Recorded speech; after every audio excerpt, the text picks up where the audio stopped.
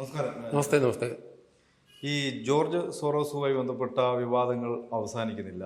അദ്ദേഹം വിദേശത്ത് വെച്ച് നമ്മുടെ ലോക്സഭാ പ്രതിപക്ഷ നേതാവ് രാഹുൽ ഗാന്ധിയുടെ സന്ദർശനം, അതോടൊപ്പം തുടരുന്ന വിവാദങ്ങൾ, ഏറ്റവും പുതുതായി എന്താണ് ഈ ഒരു കാര്യത്തിൽ വന്നിരിക്കുന്നത്? കഴിഞ്ഞ 10-15 വർഷത്തിൻ്റെ ചരിത്രം നോക്കുമ്പോൾ ഭാരതം ഒരു ആഗോള ശക്തിയായി, പ്രത്യേകിച്ചും സാമ്പത്തിക രംഗത്ത് ഒരു ആഗോള ശക്തിയായി മാറുന്നുണ്ട്. അതിനെ തടുക്കുക എന്നുള്ളതാണ് ഈ ഫൗണ്ടേഷൻ്റെയൊക്കെ ലക്ഷ്യം.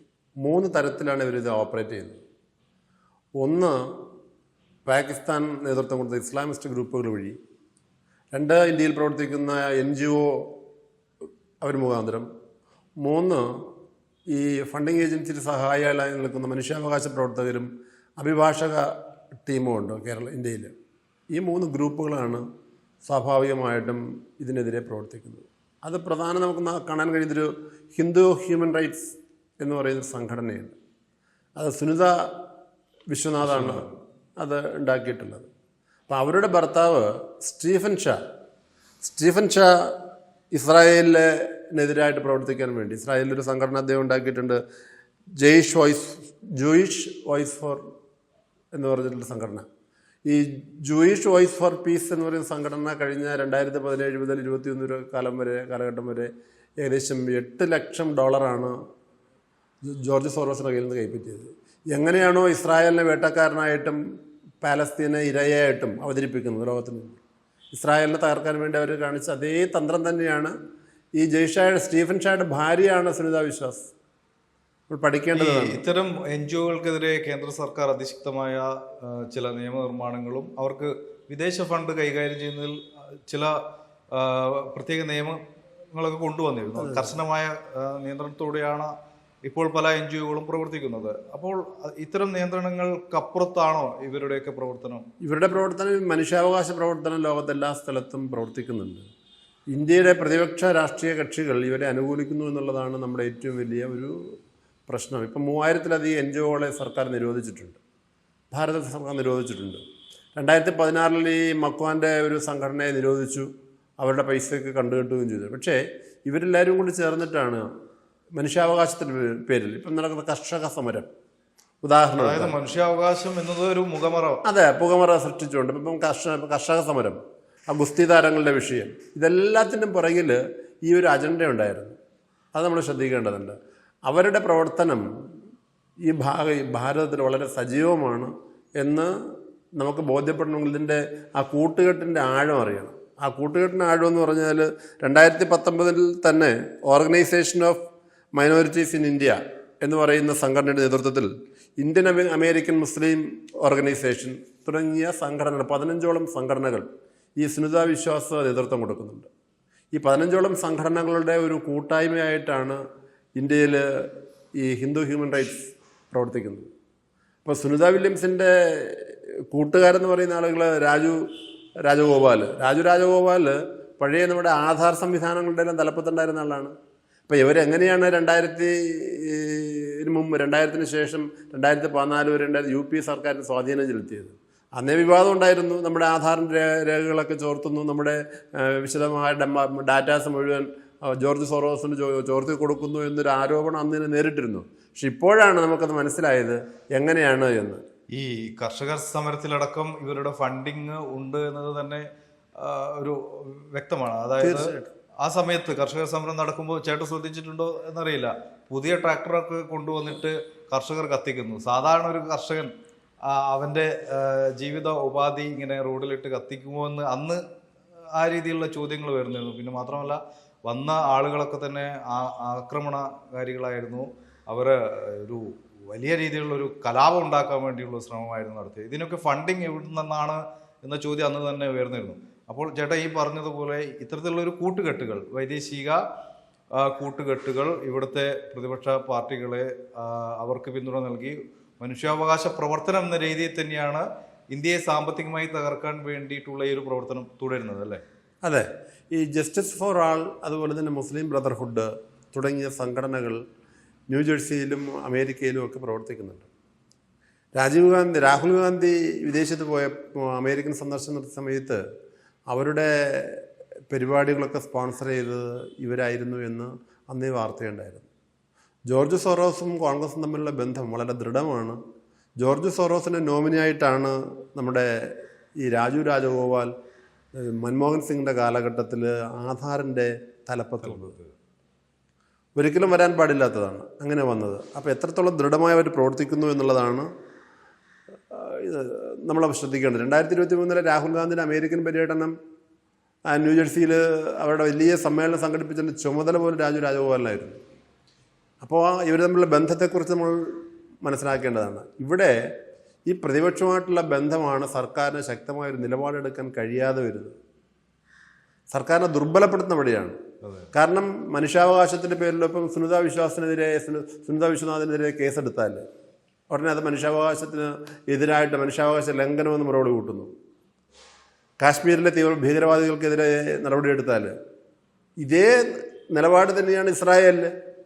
പക്ഷേ ഇസ്രായേൽ അതിന് വകവെച്ചു കൊടുത്തില്ല എന്ന് മാത്രമാണ്. ഇസ്രായേലിൽ എങ്ങനെയാണോ ഇസ്രായേലിനെ ഇരയാക്കി വേട്ടക്കാരനാക്കിക്കൊണ്ട് പാലസ്തീൻ വളരെ പാവമാണ്, പാലസ്തീൻ പിന്നെ ഇരയാക്കപ്പെടുന്നു എന്നുള്ള ഒരു ഇരവാദം മുഴക്കിയത് അത് തന്നെയാണ് കാശ്മീരിനെ കഴിഞ്ഞ ഒരു 5-10 വർഷത്തിന് മുമ്പ് നിരന്തരം പട്ടാളക്കാർക്കെതിരെ കല്ലെറിയാൻ വരുന്ന ചെറുപ്പക്കാരുടെ എണ്ണം, കോളേജ് വിദ്യാർത്ഥികളടക്കമുള്ള ചെറുപ്പക്കാർ, ആയിരക്കണക്കിന് ചെറുപ്പക്കാർ കല്ലെറിയുമായിരുന്നു. പിന്നെ അറിയുന്ന അവർക്ക് ഒരു ദിവസം 500 രൂപ കിട്ടുമായിരുന്നു എന്നാണ്. ഇതിലെ പാകിസ്ഥാൻ്റെ ഒരു ഇടപെടൽ ഏത് രീതിയിലായിരുന്നു? പാകിസ്ഥാനാണ് ജമാഅത്ത് ഇസ്ലാമിയുടെ ഫണ്ടിങ് ഏജൻസിയായിട്ട് പ്രവർത്തിക്കുന്നത്. പാകിസ്ഥാനാണല്ലോ. പാകിസ്ഥാൻ ആഗോള ഭീകരന്മാരുടെ വളർത്തുന്നതിലെ പട്ടികയിൽ 1ാം സ്ഥാനത്ത് നിൽക്കുന്ന രാജ്യമാണ്. എങ്ങനെയാണ് ഇന്ത്യയെ തകർക്കാൻ അവർ ശ്രമിക്കുന്നത്? ഇന്ത്യയും അതുപോലെ തന്നെ ഇന്ത്യയോട് അടുത്ത് നിൽക്കുന്ന രാജ്യങ്ങളെയും തകർക്കാൻ അവർ ശ്രമിക്കുന്ന വളരെ വലിയ തെളിവുകൾ നമുക്ക് കിട്ടിയിട്ടുണ്ട്. എത്രയോ പ്രാവശ്യം അത് ലോകരാജ്യങ്ങൾക്ക് മനസ്സിലായതാണ്. ഡോക്ടർ സൈദ ഹമീദ്, അതുപോലെ മാർട്ടിൻ മക്വാൻ, പിന്നെ ഡോക്ടർ ലിൻഡ ഹെസ് തുടങ്ങിയ ആളുകളാണ് ഇവരുടെ ഈ സുനിത വിശ്വാസിൻ്റെ ഉപദേശകർ. സുനിത വിശ്വനാഥ് എന്ന് പറയുന്നത് പിന്നെ ഓപ്പൺ സൊസൈറ്റി ഫോർ ഫൗണ്ടേഷൻ്റെ അതുപോലെ തന്നെ ജമാഅത്ത് ഇസ്ലാമിയുടെയും ഫണ്ട് വാങ്ങിക്കൊണ്ട് പ്രവർത്തിച്ചിരുന്ന ഒരു സഖീദ സിസ്റ്റർ എന്ന സംഘടന ഉണ്ടായിരുന്നു. പാർവതീദത്ത് സ്ഥാപിച്ചതാണ്. പാർവതീദത്ത് സ്ഥാപിച്ച സഖീദ സിസ്റ്റർ, അതിലാണ് ഈ സുനിത വിശ്വാസ് ആദ്യം പ്രവർത്തിച്ചു വന്നത്. സുനിത വിശ്വനാഥ് അതിനുശേഷം നേരെ കൊളംബിയ യൂണിവേഴ്സിറ്റിയിൽ ഈ ജോർജ് സോറോസിൻ്റെ പേരിലുള്ള ഒരു ഹെൽത്ത് പ്രൊഡക്ഷൻ എന്ന് പറയുന്ന ഒരു പ്രോജക്റ്റ് ഡയറക്ടറായി, അതിൻ്റെ അസോസിയേറ്റ് ഡയറക്ടറായിട്ട് പ്രവർത്തിച്ചിരുന്നു. ഇതിൽ Hindu for human rights, Hindu എന്ന ഒരു വാക്ക് ഉപയോഗിച്ചുകൊണ്ട് നമ്മുടെ രാജ്യത്തിനെതിരെ പ്രവർത്തിക്കുന്ന വേണ്ടി ഉണ്ടാക്കിയ ഒരു സംഘടന എന്നതല്ലേ മനസ്സിലാക്കേണ്ടത്? തീർച്ചയായിട്ടും ഹിന്ദു എന്ന പദം ഉപയോഗിച്ചുകൊണ്ട് തന്നെയാണ് അവർ ഹിന്ദുവിനെ നശിപ്പിക്കുന്നത്. ആ ഹിന്ദു നാമധാരികളാണ് ഈ രാജു രാജഗോപാലാണെങ്കിലും മറ്റേ മുഖർജി ആണെങ്കിലും ആരാണെങ്കിലും ഹിന്ദു നാമധാരികളെയാണ്. സുനിത വിശ്വനാഥിൻ്റെ യഥാർത്ഥ അവരുടെ പേരുകൾ അന്വേഷിച്ച് പോകുമ്പോഴാണ് മറ്റേ നേരത്തെ പറഞ്ഞ സ്റ്റീഫൻ ഷായുടെ ഭാര്യയാണെന്നറിയുന്നത്, ജൂത പാരമ്പര്യം അറിയുന്നത്. പക്ഷേ അവർ ഹിന്ദു നാമം സ്വീകരിച്ചുകൊണ്ട് ഹിന്ദുവായിട്ട് ജീവിക്കുന്നവർ തന്നെയാണ്. ഹിന്ദുവിൻ്റെ പദം ഉപയോഗിച്ചുകൊണ്ട് തന്നെയാണ് പരമാവധി ഭാരതത്തെ നശിപ്പിക്കാൻ അവർ ശ്രമിക്കുന്നത്. അവരുടെ എല്ലാ പ്രവർത്തനങ്ങളും നമുക്ക് പിന്നെ തലനാരിഴ കീറി പരിശോധിച്ചാൽ മാത്രമേ ഇവരെ കണ്ടുപിടിക്കാൻ പോലും പറ്റൂ. അത്ര വളരെ താഴെത്തട്ടിൽ സാധാരണ ജനങ്ങളുടെ, വളരെ ഗ്രാമീണ ജനങ്ങൾ. ഇപ്പം തന്നെ ഒരു കൊച്ചുദാഹരണം, നമ്മുടെ ആനകളുടെ എഴുന്നള്ളത്തുമായി ബന്ധപ്പെട്ട് നെയ്യാറ്റിൻകര ശ്രേഷ്ഠതമ ക്ഷേത്രത്തിലെ ആനയ്ക്ക് അതെ ക്ഷേത്രത്തിലെ അത് നെയ്യാറ്റിൻകര ആനയെ പീഡിപ്പിക്കുന്നു. ആനയ്ക്ക് തൃശ്ശൂർ പൂരത്തിലേക്ക് എത്താൻ പോകും. അതെ. അപ്പം അങ്ങനെ വളരെ താഴെത്തട്ടിൽ നമ്മളൊന്നും ചിന്തിക്കാൻ പോലും ആവാത്ത തരത്തിലാണ് ഇവരുടെ പ്രവർത്തനം. അടിത്തട്ടിൽ വളരെ കാര്യമായിട്ട് പ്രവർത്തിക്കുന്നു. ആ കാര്യമായിട്ടുള്ള പ്രവർത്തനം എന്നുള്ളത് അതിൻ്റെ പിറകിലുള്ള സാമ്പത്തിക സ്രോതസ് എന്ന് പറയുന്നത് ജോർജ് സോറോസിൻ്റെ ഫൗണ്ടേഷൻ തന്നെയാണ്. മനസ്സിലാവുന്നുണ്ട്. ഇതാണ് അതിൻ്റെ ഒരു പ്രത്യേകത. ഇത് കണ്ടുപിടിക്കാൻ കഴിയുന്നില്ല. സാധാരണ നമ്മുടെ നാട്ടിലുള്ള മൃഗസ്നേഹി സംരക്ഷകർ അല്ലെങ്കിൽ അവരുടെ ഒരു സംഘടനയ്ക്ക് സുപ്രീം കോടതി വരെ പോയി കേസ് വാദിക്കാനും അതിനുള്ള സാമ്പത്തിക സ്ഥിതി എങ്ങനെ ഉണ്ടാകുന്നത് എന്നതും ശ്രദ്ധേയമാണ്. ഇതിൽ ആ രീതിയിൽ കൊണ്ടുവരേണ്ട ശരിക്കും ഒരു അന്വേഷണം നടത്തിയാൽ കൃത്യമായി കാര്യങ്ങൾ വ്യക്തമാവൂലേ? അതെ. ഈ ആനപ്രേമം എന്ന് പറഞ്ഞാൽ നാട്ടാന പരിപാലന നിയമം അനുസരിച്ച് ആനയെ വളർത്തുന്നതിന് സുഭിക്ഷമായി ചികിത്സ കൊടുക്കുന്നു, സുഭിക്ഷമായ ഭക്ഷണം കൊടുക്കുന്നു. അതിനുശേഷമാണ് വർഷത്തിൽ ഒരു 1-2 മാസമാണ് ഉത്സവങ്ങളുള്ളത്, എഴുന്നള്ളിക്കുന്നത്. ബാക്കിയുള്ള 10 മാസവും അതിന് സുഖചികിത്സയും സുഖമായിട്ടുള്ള ഭക്ഷണവും കൊടുത്ത് വളർത്തുകയാണ്. വളർത്തുമൃഗമായിട്ട് അതിനൊക്കെ നമുക്ക് കാണാൻ പറ്റും. പക്ഷേ നമ്മൾ ശ്രദ്ധിക്കേണ്ടത് ആയിരക്കണക്കിന് മൃഗങ്ങളെ ദിവസേന തല്ലിക്കൊന്ന് അതിൻ്റെ ആ മാംസം ഇങ്ങനെ പ്രദർശിപ്പിക്കുന്നു. ഈ മനുഷ്യസ്നേഹികൾക്കും മൃഗസ്നേഹികൾക്കും ഒന്നും ഇതിനെക്കുറിച്ചൊന്നും പറയാനില്ല. അല്ലെ, ആനയെ ദൈവമായി കണ്ട് ആരാധിക്കുന്ന ഒരു സംസ്കാരമാണ് നമുക്കുള്ളത്. അതെ, അപ്പൊ അത് ആ ഒരു സംസ്കാരത്തെയാണ് ഇല്ലാതാക്കുന്നത് എന്നുള്ള ആ സംസ്കാരത്തെ ഭാരതീയ എല്ലാ അർത്ഥത്തിലും ഭാരതീയ ചരിത്രത്തെയും ഭാരതീയ സംസ്കാരത്തെയും നശിപ്പിക്കുക. ഈ നമ്മൾ ഒരു കാര്യം മനസ്സിലാക്കണം, എവിടെയാണോ സംസ്കാരത്തെ തകർക്കാൻ ശ്രമിക്കുന്നത് അവിടെയാണ് രാജ്യം അധപതിക്കുക. സംസ്കാരമാണ് ആദ്യം നശിപ്പിക്കുക.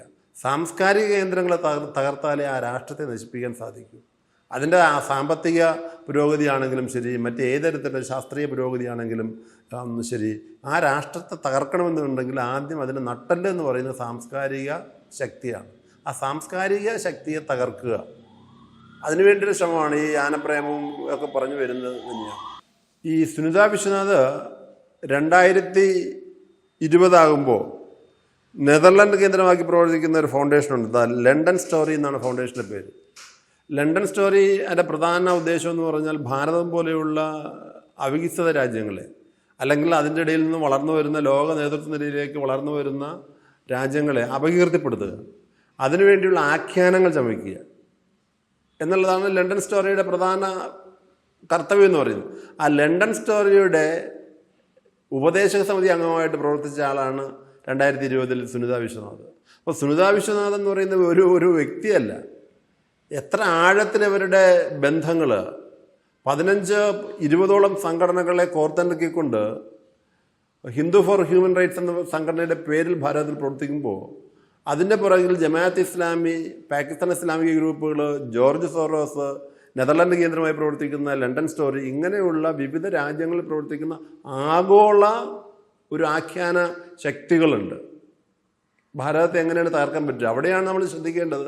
ഈ ചെറിയ ഉത്സവം മുതലുള്ള ഏറ്റവും താഴെ തട്ടില്ല, നമ്മളൊക്കെ വളരെ സിമ്പിളായിട്ട് കാണും ഒരു ക്ഷേത്രത്തിലെ ഉത്സവം. ആ ഉത്സവം മുതൽ അങ്ങേയറ്റം റിസർവ് ബാങ്കിൻ്റെ നിയന്ത്രണം വരെ, അല്ലെങ്കിൽ നമ്മുടെ ആധാർ പോലെയുള്ള സുപ്രധാനമായ ഒരു ഗവൺമെൻറ്റിൻ്റെ തീരുമാനം, ഒരു രാഷ്ട്രത്തിൻ്റെ ജനതയുടെ ഏറ്റവും വിശാലവും ആഴത്തിലുള്ളതുമായ ഡാറ്റ സംഭരിച്ചുകൊണ്ട് ഒരു ഐഡൻറ്റിഫിക്കേഷൻ, യുണൈറ്റഡ് ഐഡൻറ്റിഫിക്കേഷൻ എന്ന് പറയുന്ന ഒരു പ്രവർത്തനം, അതിനെ നിയന്ത്രിക്കാൻ തക്ക പാകത്തിൽ അതിൻ്റെ തലപ്പത്ത് വന്നത് ഈ ഭാരതവിരുദ്ധ ശക്തികളുടെ നേതാവായിട്ടുള്ള ഒരു രാജഗോപാലാണെന്നറിയുമ്പോൾ ഇവർ എത്ര ആഴത്തിലാണ് ഭാരതത്തിൻ്റെ ഉള്ളിലേക്ക്, അല്ലെങ്കിൽ നമ്മുടെ നിയമ സംവിധാനങ്ങളുടെ ഉള്ളിലേക്ക്, ഭരണകൂടത്തിൻ്റെ ഉള്ളിലേക്ക് ഇവരുടെ ദ്രംഷ്ടകൾ ആഴത്തിൽ ഇങ്ങനെ താഴ്ത്തി ഇറക്കിയിട്ടുള്ളത് എന്ന് പരിശോധിക്കുമ്പോഴാണ്, അത് മനസ്സിലാക്കുമ്പോഴാണ് ഇവരുടെ ഭീകര രൂപം നമുക്ക് മനസ്സിലാവുക.